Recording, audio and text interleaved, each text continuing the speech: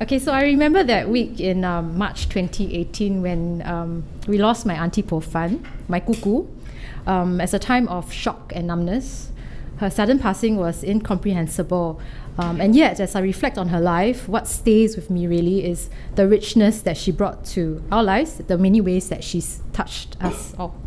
So Kuku was an extraordinary woman. Her quiet tenacity, her boundless generosity, her gift with words shaped us in ways that we're still uncovering, and I think we will continue to uncover in the book.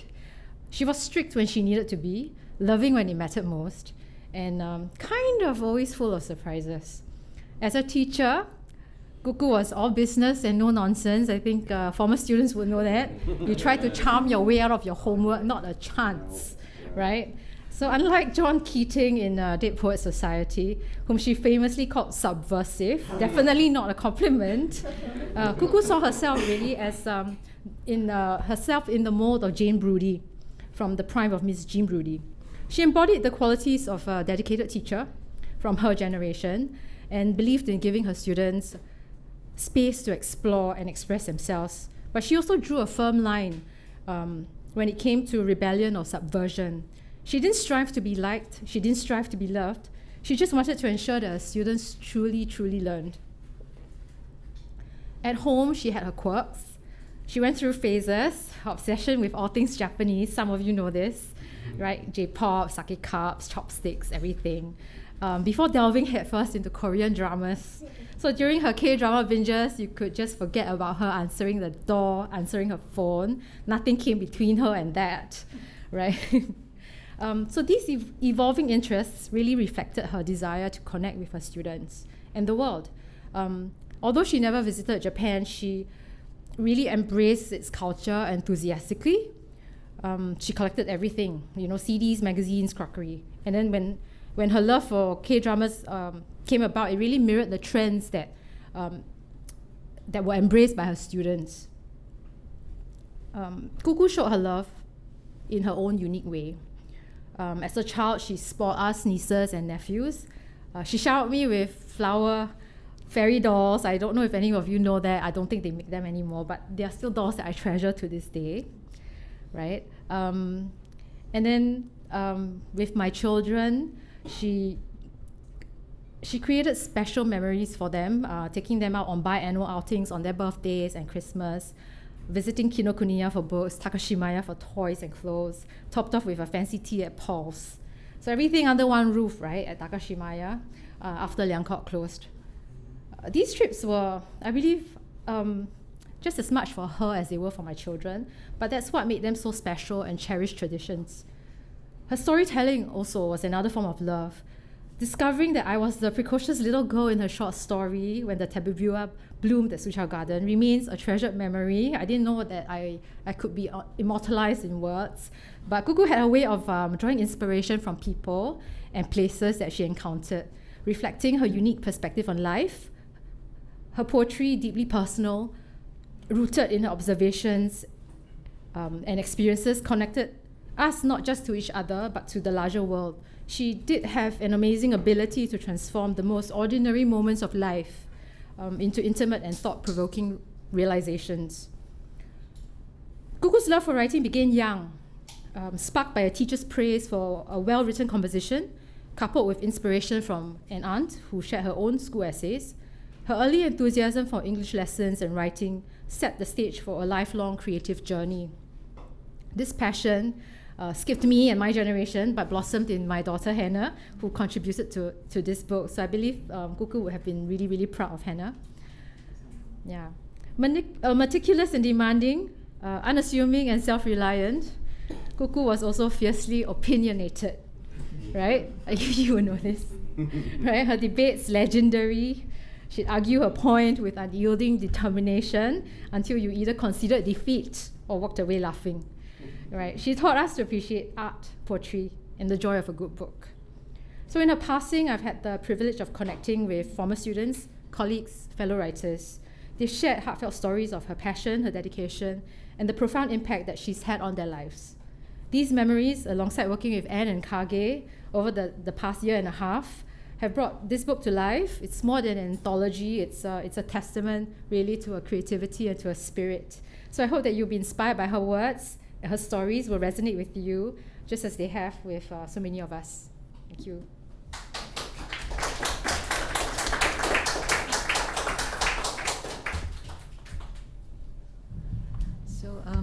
So hi, I'm Anne. I'm the editor of this book, and it's really an honor and privilege to do it. So I'm an editor not in the sense of sort of leading the book, but it's a book that came together and has several beginnings, and I think that's one of the things that I like to talk about. I think the first beginning of the book happened at Miss Ho's memorial, and I wasn't there. I'm not especially close to her, and this is actually, in a way, the secret of the book, because I first knew her. This is my beginning, in a way, the book as a writer. So I was actually working on female ecological Singapore writers, and admittedly I picked up Miss Ho's work out of sentimental reasons. She was my teacher in the Creative Writing Club, and when I read it, I knew a Miss Ho that I never knew before through her work, and she was always very sort of reserved about the accomplishments of her own writing, and I felt that someone had to do something about it. So the first way in which I honored her writing was to research it, because this is what I do as a researcher. And magically, because I had not been at a memorial, 2 years ago, there was the launch of Some Dreams From Now. I think many of us were there. And even though Miss Ho wasn't there, many of her students were there. Her spirit was there, in a way. And there's again this idea, should we put together a collection that honors Miss Ho? And like, yeah, why not? I have a pair of free hands. Let's just do it. And the idea of the book was simply quite direct. Let's put her out of print works in print again. Let's give it life. But the more as we worked on it, we realized that we couldn't just reprint what was out of print, because here we had a community of readers that would see her as that writer rather than just their teacher. And so the book that you have in your hands today is rather different. It's got a few things. It's got her complete collection of poems, the first sort of standalone work and the only standalone work that she had, Katong and Other Poems. But it also brings back to life out-of-print fiction from Singer, the journal. I think Clara also has published in it. She was talking about it just now. It's a wonderful journal from the 1980s. And when I first encountered her work as a sort of beginning, it was the imagistic, modernist qualities of her work that spoke to me.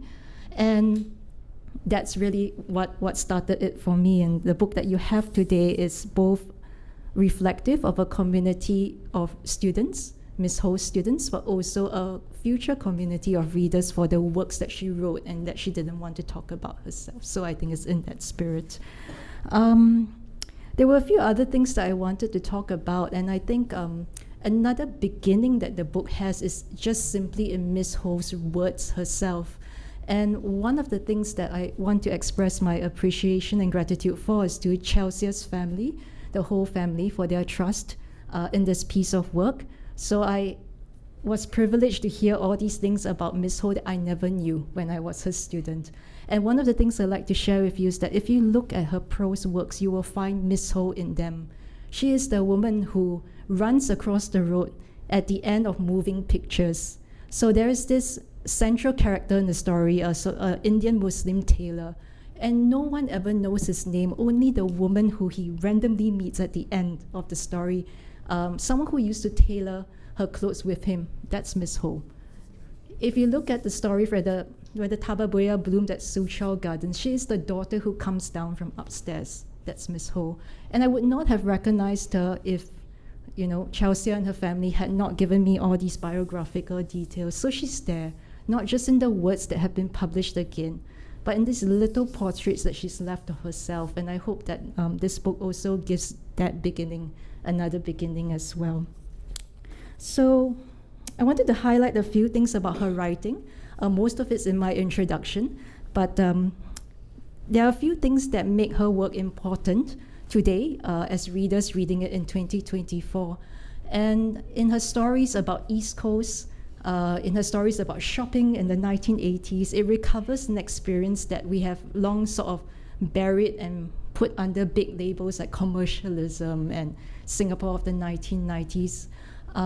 She was ahead of her time. So looking at a piece of land that had been reclaimed from the perspective of turtles, looking at it from the perspective of someone who has experienced the streets of Katong with that, we're standing beside a map of it, blow by blow, sort of everyday experience. That realism is so rich that it has to be read again. We tend to look at the 80s and 70s in Singapore through a haze of nostalgia, but that was not what it was experienced as it was in those times. And I think this particular book brings it back to life again. But I think most importantly, what this volume sort of makes clear to all of us is that words live on because of its readers. It's the generosity of people who have firstly donated to make this book possible, but also the generosity of the contributors who have responded to Miss Ho's work. And I also say in my introduction that there's Miss Ho, the teacher, Miss Ho, the person that many of us know, but there are also new readers of Miss Ho's work. So she's Ho Poh Fun, the writer as well. And I think these two figures come together. But I would say that the future belongs to Ho Poh Fun, the writer. And I think it's in her honor and in gratitude to Miss Ho, the teacher, that we celebrate Ho Poh Fun, the writer. So I don't want to take too much more time, but I think the words that should transit us to the next part of the evening should be Miss Ho's herself, Ho Poh Fun's the writer. And I want to read 3 quotes from 3 different works. It's a sort of collage of her works so that we can hear her voice, and then I'll hand it back to Kage. So the 3 works I'm going to read from, thanks Nick, are Guest, a short story that she wrote as an ASEAN writer in residence. The second is an excerpt from Existential. It's the last poem in the book. She has the last word in the book as well, after Isheng's. So also a very important word. Please read Isheng's essays. Oh, yeah, only for Miss Ho. And the last excerpt is from a poem from Katong and Other Poems called Blue Sky Blue. So I'll read it and we'll hear her words. From Guest. In the mind's eye, I see women like me, as they have been in the past, living out their lives in conformity to the ways. What is it like to break out of a pod and be cast around by the wind? 2, from Existential. Succumb to life's unbridgeable silences, and to the elements in flux, disperse fresh calcium from our clay. 3, from Blue Sky Blue. As from the highest branch, where flickerings of leaf reach out and give themselves to air, feel I not enshrouded by your notion of day? Now, as the song draws to a close, I will let down my hair, wear a new dress, and put on my jewels, and I will rise to meet you and luxuriate in the warmth of your gaze. So let's give a round of applause to Ho Poh Fun.